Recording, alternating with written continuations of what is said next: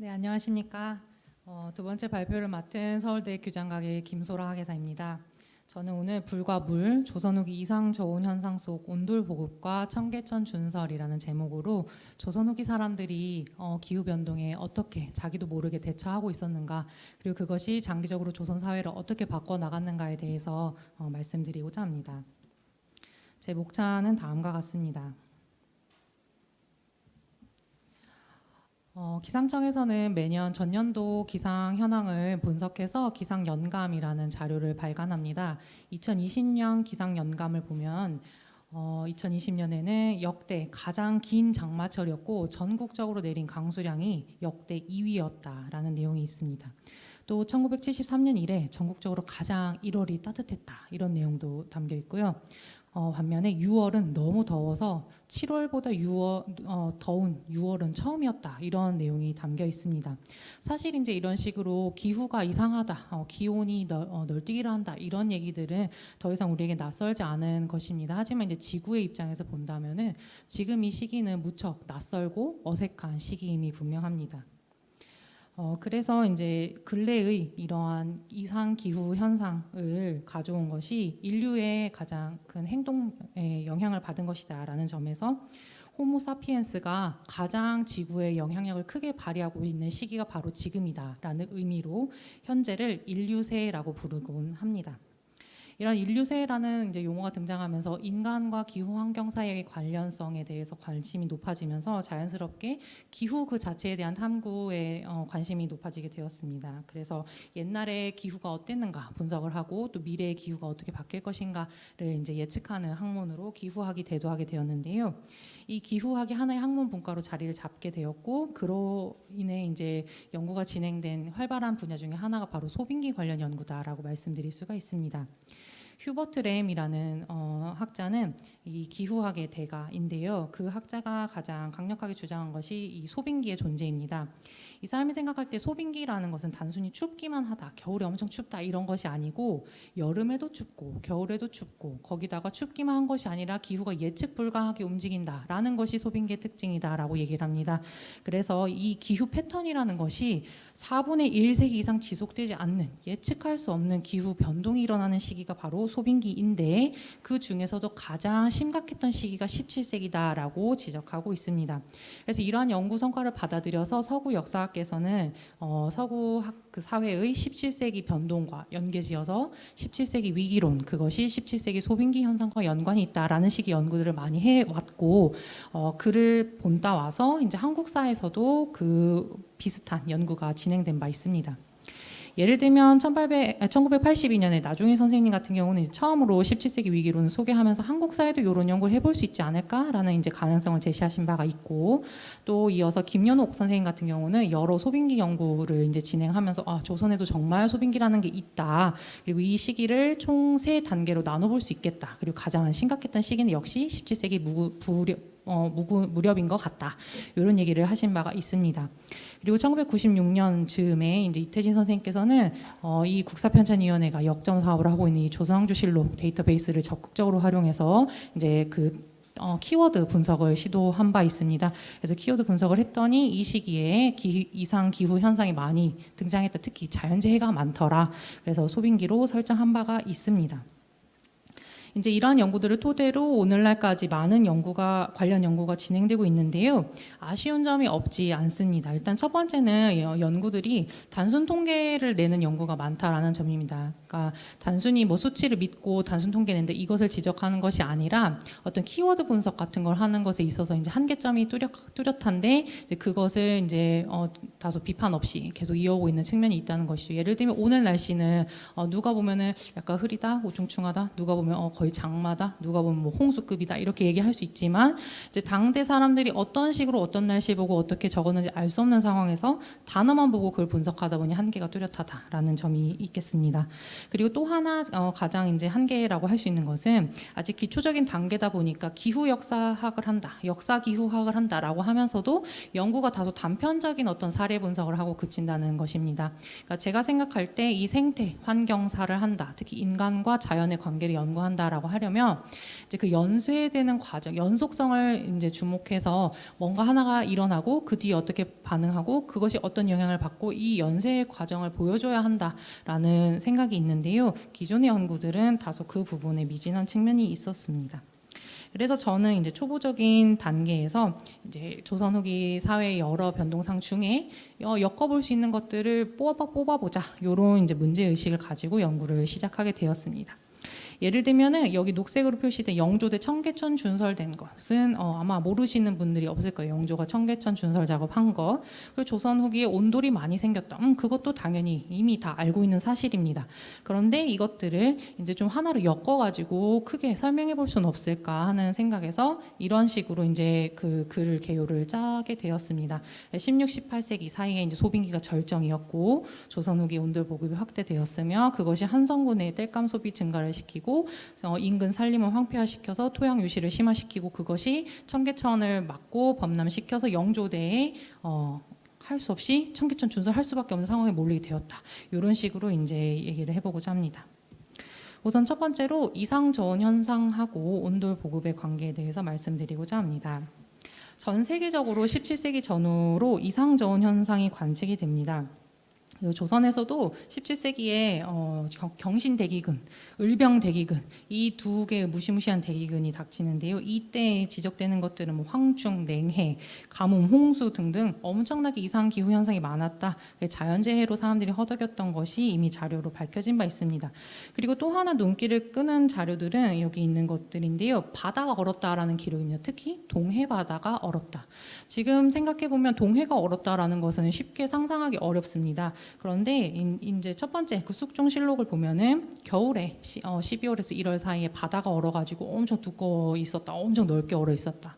그리고 또 같은 해 여름에는 심지어 여름에 6월에 동해 바다가 얼어 있었다. 이 피서를 가야 될 판인데 이 바다가 얼어 있다. 이런 이제 그 현상을 우리가 발견할 수 있습니다. 바다가 얼었다라는 정도의 기록이 날 만큼 이상한 저온 현상이 최소 수십 년 동안 이어져 왔다라고 하면 이것은 필연적으로 그 사회의 사람들, 특히 의식주 활동에 많은 변화를 야기했지 않을까 하는 생각이 듭니다. 그러면 이제 찬찬히 어떤 변화가 있었는가 엮어볼 수 있겠습니다. 우선 옷과 관련해서는 면화 재배 확대에 좀 주목해 볼 필요가 있지 않은가 하는 생각이 듭니다. 목화씨는 문익점이라고 하는데 그 문익점은 고려 말기입니다. 그런데 이제 우리가 그 조선 시대 농업사 연구를 할 때 목화 재배가 확대됐다라고 하는 것은 조선 후기란 말이죠. 그리고 그 목화 재배는 이양법 도입과 연결시켜서 설명합니다.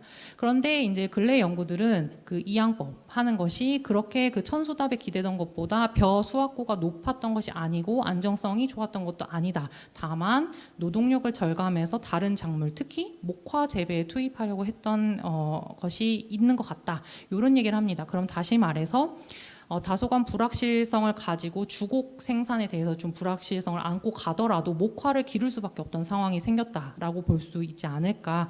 그것이 사회 변동상의 하나 특징이 아닐까 이런 생각을 하게 됐습니다. 또 하나는 이제 식탁의 변화입니다. 제가 몇 년 전에 이제 집 나간 명태를 찾습니다라는 그 표어를 본 적 있는데요. 명태 살리기 운동, 명태 치열을 길러서 방류하자 이런 운동 되게 많이 하고 있는 걸 알 수 있습니다. 그런데 역사적으로 살펴보면 명태는 사실 한반도가 집이 아니고요. 잠깐 들렀다 간 손님 같은 거라는 걸 알 수 있습니다. 이 소빙기 시기에 이제 바닷물이 차가워지면서 한류성 어종인 뭐 명태, 대구, 청어 같은 것들이 동해로 쭉 유입이 돼서 엄청나게 많이 잡혔다고 합니다. 그래서 이 시기에는 무슨 땔감 쌓아놓듯이 명태 말린 걸 쌓아놨다가 엄청 가난한 집이어도 이 명태를 물리게 먹었다 이런 기록들이 있습니다. 그래서 오히려 역설적으로 소빙기에 풍요롭게 명태를 먹었다 이런 기록을 확인할 수 있습니다. 이렇게 이제 식생활의 변화도 생겼다. 그렇다면 주거 환경에서는 어떤 변화가 생겼는가 가장 주목해 볼 만한 것이 바로 온돌입니다. 온돌은 이미 그 삼국시대에부터 이제 사용되었다라는 기록이 있는데요. 삼국시대 고대부터 이제 조선 전기까지 바닥을 데피고 따뜻한 바닥을 기반으로 좌식 생활하는 것은 이제 주로 하층민들이 영위하는 생활 양식입니다. 반면에 상류층이면은 조선 전기까지도 뭐 침상이나 탁자, 지금 침대 같이 생긴 걸 많이 사용하는 입식 생활을 주로 영위한 것을 알 수 있고, 또 이제 난방이 필요할 때는 화로같이 별도의 기구를 활용한 것을 알 수 있습니다. 그런데 16세기 중반 이후가 되면은 사대부 계층은 물론이고 심지어 왕실에서조차도 하층민이 쓰던 온돌을 적극적으로 도입해서 많이 보급하게 됩니다. 특히 17, 18세기가 되면 궁궐 내에서 온돌이 확실하게 자리 잡았다라는 기록을 확인할 수 있습니다. 온돌은 이렇게 하층민의 문화에서 시작해서 상류층으로 올라가는 상향성을 보이는 것이 특징인데요. 일반적으로 생각해 보시면 생활문화라는 것이 상류층이 먼저 영위를 하고 그것을 모방함으로 인해서 이제 하층에 퍼지게 마련인데, 온돌은 거꾸로 갔다는 것이죠. 그것은 다시 말해서 하층민 생활 양식임에도 불구하고 그것을 따라할 수밖에 없을 정도로 그 필요성이 절실해지는 사회가 아니었는가 하는 추측을 낳게 합니다. 그런데 이제 초창기에 그 조선 시대 궁궐에 이제 온돌이 보급됐을 때는 국내에서 여론이 좋지 않습니다. 왜냐하면 이 사람들이 생각할 때 온돌이 너무 사치스러운 구조인데다가 또 하층민이 영위하던 것이기 때문에 궁궐과 맞지 않지 않는가, 이런 이제 이 의견이 분분했던 것 같습니다. 예를 들면 인조실록을 보면 승정원에서 아뢰기를 권래 온돌이 원래 일정한 제도가 있는데 지금 이 안에 너무 많이 피워가지고 못 견디겠다, 이런 얘기가 있고, 또 나인들이 사대부집에 저희 가면 노비들도 온돌에 사는데 이 궁에 사는 사람이 이 찬데 자면 되겠느냐 하면서 이제 온돌을 많이 만드는데 이게 문제다, 이런 이제 지적을 합니다. 이제 인조 때까지는 이런 이제 논의가 받아들여져서 그럼 온돌을 없애라, 뭐 떼지 말라 해라, 이런 조처가 실제로 이루어집니다. 그런데 이제 후기가 되면은 상황이 달라져. 임금이 먼저 온돌을 찾습니다. 특히 영조 같은 경우는 오늘 온돌 가서 한번 자볼까, 이런 이제 얘기를 되게 많이 한 것으로 확인이 됩니다. 그런데 이제 송시열은 끝까지 온돌을 자기가 죽을 때까지 한 번도 안 쓰겠다, 뭐 이런 얘기를 할 정도로 온돌을 되게 싫어했다고 해요. 왜냐하면 그건 이제 하층민 문화이기 때문에 그렇다라는 얘기가 있습니다. 송시열은 숙종에게 건의하기를 옛날처럼 온돌 다 없애고 나무판 바닥에 자게 해야 된다, 이런 얘기를 하는데 숙종이 고민하다가 좀 어렵겠다라는 얘기를 합니다. 또 영조는 이제 먼저 자기가 온돌 많이 쓸 만큼 이 시기가 되면 이미 온돌이 너무 보편화돼서 인기가 많은 상황입니다. 그런데 이 자료를 제가 가져온 이유는 100년 만에 상황이 돌변한 것이 이제 극명히 드러나는 자료이기 때문입니다. 여기 보면 이제 뭔가 그 행행을 할 때 저기 멀리 릉에 가서 행행을 했는데 거기 임시로 집을 좀 지으라고 했더니 승정원이 자기들 묵을 숙소에다가 온돌을 깔았다고 합니다. 임시 거처인데도. 그래서 감히 이렇게 사치스럽게 집을 깔았다라고 해서 이제 문제가 됐다고 하는데, 이렇게 온돌을 깔았던 승정원은 앞에 100년 전에는 온돌에 법도가 있는데 없애야 된다라고 건의했던 기관입니다.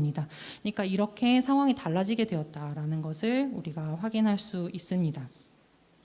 이처럼 100여 년 만에 그 상황이 돌변한 만큼 조선시대, 특히 조선 후기 사회 사람들은 열기에 취해 있었다라고 할 수 있습니다. 장기간에 걸친 이상 기후 현상은 조선 사회를 조금씩 하지만 완전하게 바꿔놓았다라고 말씀드릴 수 있겠습니다. 그러면 이제 두 번째로 뗄나무와 청계천 준설이 이어지는 작업의 과정에 대해서 소개를 해드리도록 하겠습니다.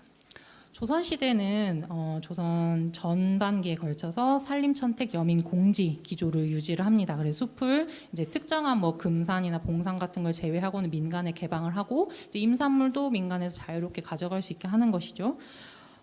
그런데 이제 장기적으로 그 숲을 이용하기 위해서는 당연히 꾸준히 산림을 누군가는 가꿔야 됩니다. 그러니까 소비만 해서는 그게 이제 언젠가는 바닥이 나는 것이죠. 그래서 이제 일찍이 경국대전에도 보면은 이제 숲 가꾸는 걸 장려해라, 이런 기록이 있고, 정조대가 되면은 이제 숲을 나무 심은 사람한테 상을 준다, 뭐 이런 얘기도 있습니다. 그리고 이제 광해군대가 보면은 이제 좀 나서가지고 진짜로 나무 심기 운동을 한 것도 같은데, 여기 나무를 파서 저기다 심고 저기 나무 파서 다시 여기다 심고, 이런 과정이 반복돼서 사람들이 원망하기만 했다라는 얘기가 있습니다. 자, 이렇게 잘 사업이 되지 않고 포상을 약속했다라는 것은 역으로 나무 심는 사람 찾기가 어려웠다라는 얘기도 됩니다. 그러니까 숲 관리가 잘 되지 않았다라는 것을 우리가 일단 확인할 수가 있겠습니다. 그런 반면에 사람들은 점점 나무를 소비하고자 합니다. 초창기의 온돌, 조선 전기, 중기까지의 온돌에서는 주로 이제 떼는 것이 말똥 말린 거였다고 합니다. 그것은 타닥타닥 타면서 미열을 내는데 이제 미지근한 온도에서 이제 잠깐 쉬었다 가는 것 정도인 거죠. 그런데 17세기 이후 사람들은 뗄나무를 넣어서 불이 활활 타오르게 하면서 구두를 데웁니다. 개항기 시기 기록들을 보면 외국인이 한국 집에 갔더니 너무 뜨거워가지고 밤에 잠을 못 잤다거나 창문을 찾았다거나 문을 열었더니 호랑이 나온다고 해서 문을 닫아버려서 더워 죽는 줄 알았다. 뭐 이런 이제 기록들이 있을 만큼 사람들이 정말 이제 방을 뜨겁게 했다라는 걸 알 수가 있고, 오늘날까지도 우리는 이제 피곤하다, 힘들다 하면 몸을 한번 지져볼까 이런 얘기를 하지 않습니까? 그러니까 뜨거운 것이 이제 익숙해지고 선호하게 되는 사회가 되었다라는 것을 알 수 있는데, 그것은 역으로 나무를 힘들게 했다라고 말씀드릴 수 있습니다. 이렇게 땔감 소비량이 증가하면서 가장 이제 문제가 빨리 불거진 공간이 바로 한양입니다. 인구가 가장 많은 반면에 그 임산물이 가장 없는 공간이기 때문에 그렇습니다. 그래서 이제 이미 땔감 값이 뭐 4배, 5배는 기본이고 10배가 올랐다 이런 기록들도 있고, 이제 이제 그 순사들 포졸들을 보내서 잠복 순시하게 했다가 나무 베어오는 사람들 체포해라, 뭐 이런 이제 그 기록들도 있을 만큼 나무를 못 베어가게 하는 정부, 그리고 나무를 몰래라도 가져가려는 사람들 사이에서 이제 계속 눈치 싸움이 벌어집니다. 사람들이 얼마나 뗄나무 대기가 어려웠는가 하면은 경복궁 담을 넘어서까지 나무를 훔쳐갑니다. 그래서 그런 기록들이 있을 만큼 나무를 구하기가 어려운데도 힘들게라도 나무를 구해야만 하는 상황이 되었다라는 것을 알 수 있습니다. 이렇게 그 벌목, 개간, 뭐 움집을 설치한다 하는 식으로 이제 한성부를 둘러싸고 있는 4개의 주요 산들은 점차 훼손이 되어가고 있는 반면에, 그 산에서 나무들은 정작 살아남지 못합니다. 그러니까 이상 저온 현상이 벌어지면서 수목이 생장 자체가 제약이 돼요. 실제로 그 나무 나이테 분석을 해본 연구를 보니까 1700에서 1730년대에 동해안 지역의 나무가 정말 힘들게 자랐다, 거의 자라지 못했다 이런 기록이 있습니다. 이것은 비단 동해안에만 국한되는 것이 아니고 한반도 전역에 걸친 문제였지 않을까 하는 생각이 듭니다. 그리고 이제 요것은 다소 뒤식이긴 하지만 1910년에 조사의 결과에 따르면 한반도에서 성림지다라고 할 만한 공간은 32% 남짓이고 나머지는 거의 나무가 없다시피 한 공간이었다라고 얘기를 할 수가 있겠습니다. 이렇게 이제 나무가 없는 상황이 되면은 가장 위험한 것이 비가 올 때 가장 위험해집니다. 그 토사가 유출되기 쉬운 구조가 되기 때문에 그렇습니다. 나무가 없고 그 흙이 그대로 노출이 되면은 비가 내렸을 때 훨씬 빠르게 비가 유출되고 동시에 이제 그 모래가 함께 쓸려 내려오는 현상이 생기게 됩니다. 산으로 둘러싸여 있는 한성부도 당연히 이 문제에 직면하게 됩니다. 특히나 옛날 도성의 구조 같은 경우에는 산이 이렇게 에워싸고 있는 구조이기 때문에 비가 오면은 사방의 산에서 물이 흘러내려와서 그 한성부에 고이게 됩니다. 그래서 거기에서 이제 배수가 원활하지 않은 상태가 되면 이제 거의 이제 한성부가 물난리가 나는 상황인데, 나무가 없고 계속 이제 그 상황이 가속화되는 시기에도 이제 놓이게 되는 것이죠. 소빙기는 아까 앞서 말씀드렸다시피 이제 기후 패턴이 무척 불규칙하고 자연재해가 잦다라고 얘기 드린 바가 있는데, 실제로 16에서 18세기 조선, 특히 한성부에서는 자연재해가 많이 발생했다라는 기록이 있습니다. 특히 홍수 같은 경우는 1650에서 1750년, 요 100년 사이 엄청나게 많이 발생한 것으로 기록상 찾을 수 있습니다. 당시 사람들이 얘기를 할 때 서울 안에 이 청계천이 성 안에 모든 물이 모여드는 곳인데 근래 이게 막혀가지고 막 범람하고 이 개천 바닥이 평평해져서 오히려 이렇게 범람 평지나 다름없다 이런 얘기가 있습니다. 그리고 비가 한번 오면은 막 범람해서 금방 인가까지 막 넘쳐난다 이런 내용들도 있습니다. 그러면 이제 청계천에 대해서 잠깐 살펴볼 필요가 있겠습니다. 청계천이라는 공간은 태종대에 대대적으로 공사를 한번 해서 이제 파낸 어떻게 보면 인위적인 물길이라고 말씀드릴 수 있겠습니다. 많은 사람들을 동원을 해가지고 물길을 쌓아 놓았는데요. 조선 시대에 청계천으로 흘러드는 물줄기가 주요한 것만 세어봐도 24개 정도 된다고 합니다. 엄청나게 많은 곳에서 청계천으로 집중이 되는 구조였던 것을 알 수 있습니다. 특히 인근을 둘러싼 산에서 다 그곳으로 물이 모이기 때문에 역으로 흙이 같이 쌓여오면 청계천에 다 모이게 되는 구조였다라고 말씀드릴 수 있습니다. 그리고 또 청계천의 또 하나의 특징은 서쪽에서 나와서 동쪽으로 흐른다라는 것입니다. 대부분 한반도에 있는 강들은 동쪽에서 서쪽으로 흐르는데 청계천은 거꾸로 흐릅니다. 그러니까 이제 다른 강들하고 반대 방향으로 흐르기 때문에 훨씬 물 빠짐이 쉽지 않은 구조였다라는 것을 알 수가 있겠습니다. 2000년대 들어서 청계천을 지금 모습으로 새로 복원했지 않습니까? 그런데 그렇게 새로 복원해낸 청계천조차도 유역까지 그 물이 도달하는 시간이 너무 짧아서 비가 내리면 수위가 엄청나게 빠른 속도로 올라가는 문제가 있다라고 합니다. 조선 시대에는 더 말할 것이 없었다라고 보여집니다. 비가 내릴 때 훨씬 수위가 빨리 높아지고 쉽게 범람했을 것입니다. 이 밑에 제가 제시하고 있는 시 구절은 최재공이 남긴 시인데요. 이 도읍으로 정해진 지 400년이 됐는데 비가 한번 지나가면 막힌 곳이 하나 더 늘어나고 평지가 된다. 6, 7월 장마철이 되면은 땅 위로 물이 솟아서 무릎까지 찬다. 이런 기록이 있습니다. 물론 문학적 표현이겠지만 이런 현상이 거짓말인 것은 아닌 것 같습니다. 실제로 이런 것이 어느 정도 심각했는가 이제 테스트한 연구들이 있는데 그걸 좀 소개해 드릴까 합니다. 요 그림은 식민지기에 복귀하기 전에 청계천 유역의 경계가 어떠했는가 그리고 어떤 식으로 하천들이 위치해 있는가를 추출해낸 것입니다. 그리고 이제 이렇게 물길들을 추출해낸 다음에 모의로 홍수 범람 시험을 합니다. 그래서 이제 모의로 물이 어느 정도 왔을 때 어느 속도로 흘러서 어느 정도까지 얼마나 범람하고 차는가 시험을 해 보았습니다. 가장 이제 비가 많이 왔던 기록이 확인되는 것이 1885년 7월 16일입니다. 이때 하루에 서울에 392mm 정도 물이 내렸다라고 합니다. 자, 그럼 이때 물이 어떻게 범람했는가? 여기 보시면 빨간색 테두리로 이제 한성부 도성 그 유역이 표시되어 있고 그 내부 거의 다 물에 잠겨 있는 것을 확인할 수 있습니다. 이 모의 실험 결과에 따르면 청계천하고 제일 먼 곳에도 40cm 물이 차고 청계천에 가까워지면 가까워질수록 1m 가량의 이제 물이 차올랐다. 그러니까 최재공이 무릎까지 물이 찼다라는 게 정말 그 문학적인 표현만은 아니었다라는 것을 알 수 있겠습니다. 이에 18세기 영조대의 대대적인 청계천 준설 작업에 돌입하게 된다라고 생각합니다. 영조는 준천을 해야 된다라고 의지를 밝히면서 개천가에 사는 사람들이 고통받는 거는 산 밑에 사는 사람들이 소나무를 베고 경작해서 모래랑 자갈이 흘러내리기 때문이다라고 얘기를 한 바 있습니다. 그래서 세종대의 개천을 손본 이후에 수세기 만에 영조대에 대대적으로 준천 작업을 하게 됩니다.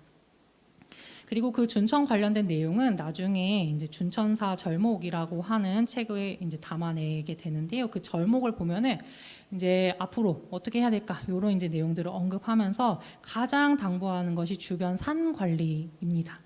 주변 산에 씻겨 내려가서 개천이 막힌 것이기 때문에 산 관리를 해야 된다. 그리고 그 방법은 벌목을 금지하는 것이다 라고 이 사람들이 얘기를 하고 있습니다. 그러니까 조선 후기 사람들이 산이 민둥산이 되면서 그 개천을 막히는 것까지 영향이 간다라는 것을 모르고 있지 않습니다. 다만 그것을 어떻게 고쳐내야 되고 그리고 그것이 궁극적으로 왜 발생했는가 그 배후에 깔린 큰 이제 기후 변동을 이제 알지 못했을 따름이다라고 생각합니다. 이 준천 시사 열무도를 보시면은 사람들이 열심히 소까지 동원해 가면서 이제 청계천 작업을 그 개천 파는 작업을 했던 걸 알 수 있습니다. 가운데 영조가 앉아서 무척 흐뭇하게 봤을 것이고 이 무렵에 논의를 할 때 홍봉한이 영조에게 이게 너무 대단한 작업이라서 이 효과가 100년은 갈 것입니다라고 당부했는데 사실 10년도 가지 못합니다. 왜냐? 산이 이미 벌거벗은 상태였기 때문에 그렇습니다. 당시에 그 개천 준천할 때 판에 흙 양이 엄청 많았던 거로 확인이 됩니다. 그래서 그 조선 후기에 그린 광여도라는 지도를 보시면은 그걸 대충 짐작할 수 있는데요.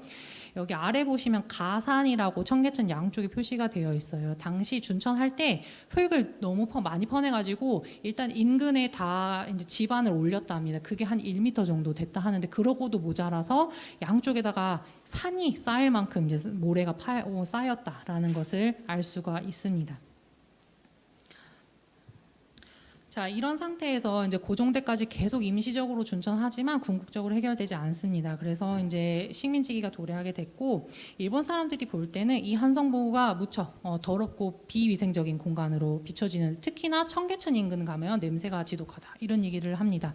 그리고 그 사람들이 생각할 때 가장 큰 문제는 여기 인근에 나무가 없기 때문에 그렇다라는 얘기를 하고, 가장 최초로 조림 사업을 하는 그 대상지로 청계천 그 상류 발원지 일대를 꼽습니다. 그러니까 그 나무를 심어서 빨리 요걸 해결해야만 문명화된 어떤 사회를 만들 수 있겠다라는 의지가 투영된 결과라고 할 수 있겠습니다. 그리고 이제 일본인 학자들은 이렇게 한반도 전역의 산림이 황폐화된 것의 주 원인이 온돌이다라고 얘기를 합니다.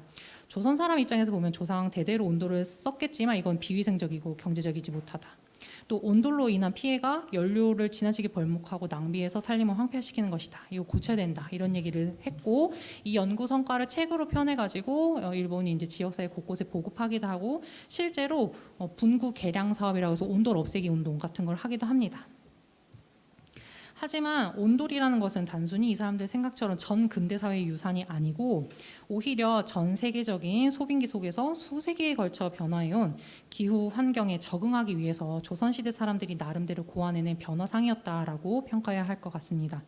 하지만 이상 좋은 현상으로 인해서 수목 생장 자체가 제약받는 상황에서 이 온돌이 확산되고 자리 잡을수록 산림 자원은 더욱 빠르게 고갈이 되었습니다. 네, 이제 정리를 하도록 하겠습니다. 조선시대 사람들도 온돌을 쓰는 것이 땔감 소비를 증가시켜서 홍수 피해를 낳는 것을 알고 있었으나 그 배후에 소빙기가 있었다라는 것은 알지 못했습니다. 그럴만도 한 것이 이 사람들에게 소빙기라는 것은 갑자기 닥친 큰 변동이 아니라 야금야금 일어난 변화상이었기 때문에 이미 일상이 되어버린 상황이었기 때문에 그렇습니다. 그래서 저는 27세기의 이런 일련의 변화상들이 엮어서 한데 보면서 그 당대 사람들 나름의 이제 움직임을 포착해내는 것이 요 한국사 연구에서 해야 될 역할이 아닐까 하는 생각에 이렇게 작은 글을 마련하게 됐습니다. 네, 이상 마치겠습니다.